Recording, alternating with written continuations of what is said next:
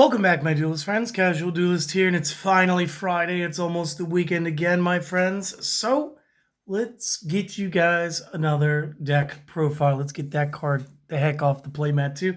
That's still here from yesterday. So, today's deck is going to be a Tech Zombie, and before I get into today's build, I'd like to ask for the last time, because again, we're going to be starting this mini-series tomorrow. I want to ask if you guys have any cards that you guys would like to suggest. I'm going to be doing a short series, about a week, week and a half, maybe 2 weeks, depending on how many of these responses we get in the comment section. But just like, if you guys could name a card or two that you think would excite the current format of Speed Duel, or that you think just wouldn't be allowed, I'd love to be able to talk on that kind of stuff and just kind of like make some fun content. So that said, do that, and I put that at the beginning of the video so it doesn't get lost at the end when everybody kind of wanders away. But if you're interested, do that. If not, it's okay. You can just watch the video, okay? So today's deck is going to be Tech Zombies, and I couldn't decide, so I picked two different skills. You guys play the one that you want to play. One is going to start in a field zone. One flips over when you activate the skill. Now, the field spell is going to be the Straight to the Grave. And what this does is all dino, zombies, and rocks on field gain 200 attack and defense. This is a basic augmentation. And again, it will be another target for your opponent to hit with back row hate. That said, this is not my first choice. This is my backup. The first choice is the Zombie Master skill. So you activate this during the main phase, and once per duel, you can choose one level 4 or lower zombie that you control, and it gains the following effect.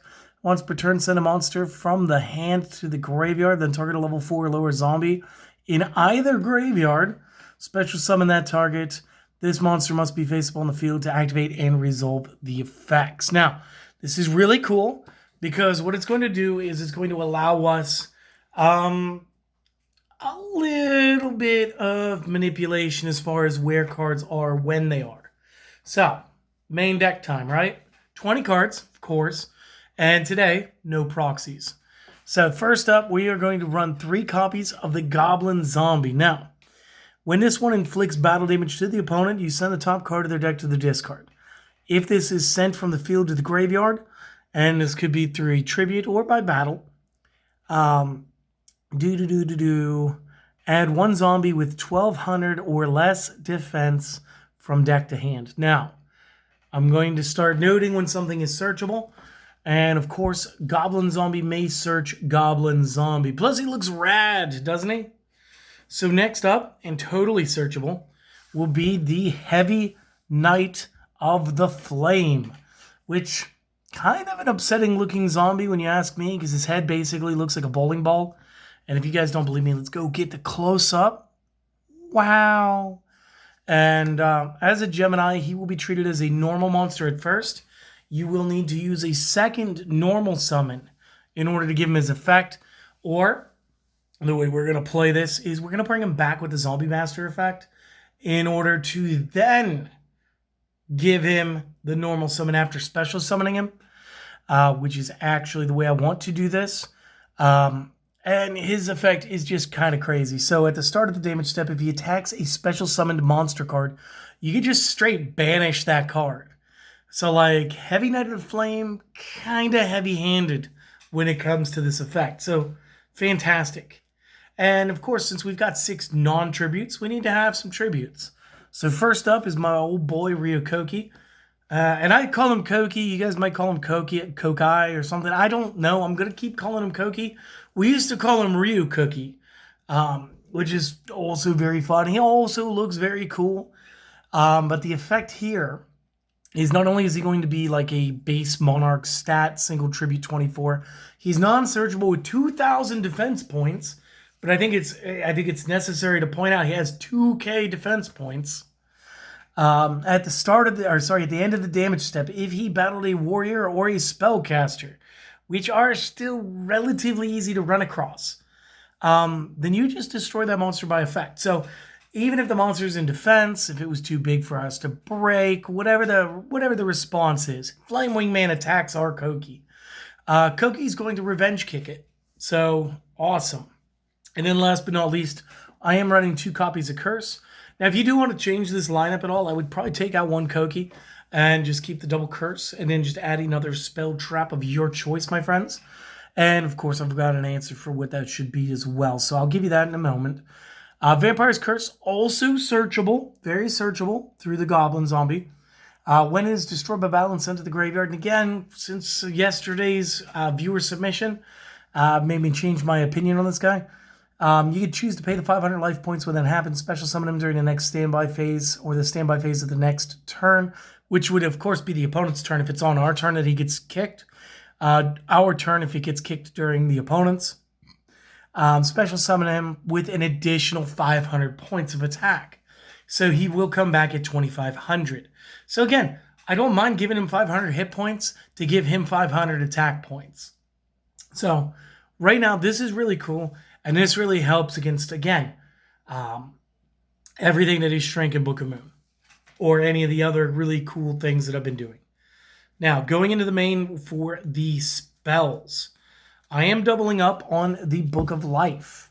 And the Book of Life is, again, we're going to be using this instead of the Vampire's Desire, mostly because we're not really running all that many vampires, and Book of Life is generic zombie love.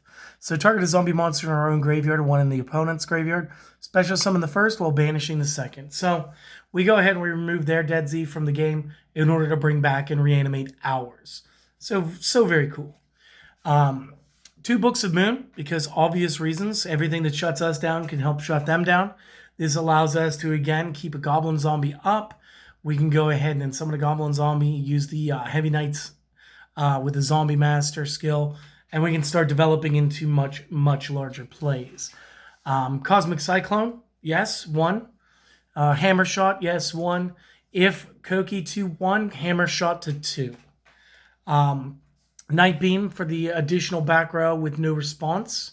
Again, I love the 1-in-1 between Cyclone and Night Beam. Ever since you guys showed me this and really made an argument for it, it has just made sense.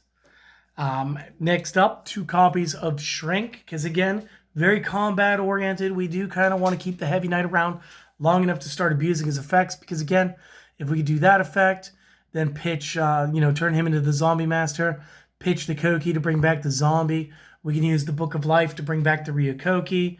And then again, you end up with like a full board of zombies, which is just awesome. And then the one zombie that everybody loves, Zoma the Spirit, the trap monster.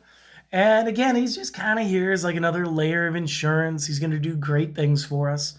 But this is the main deck, so just go ahead and maybe take that screenshot or go ahead and pause and make your notes. I'll be right back with the rest in just a second. All right, so again, first and foremost, extra deck. You guys know my tech extra deck.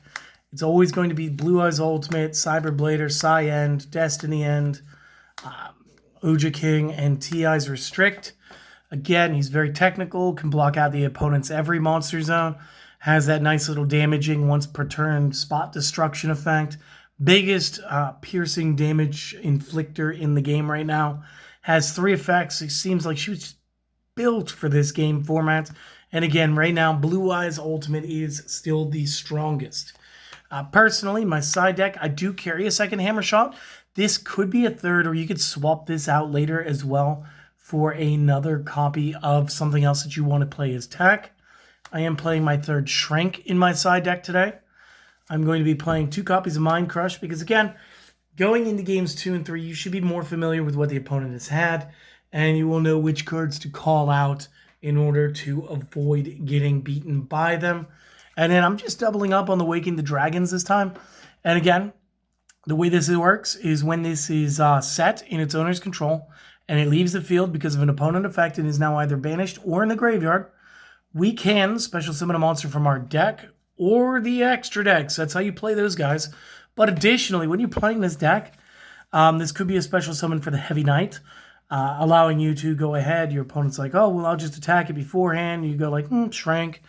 And then it survives, and on your turn, you're like, normal summon it.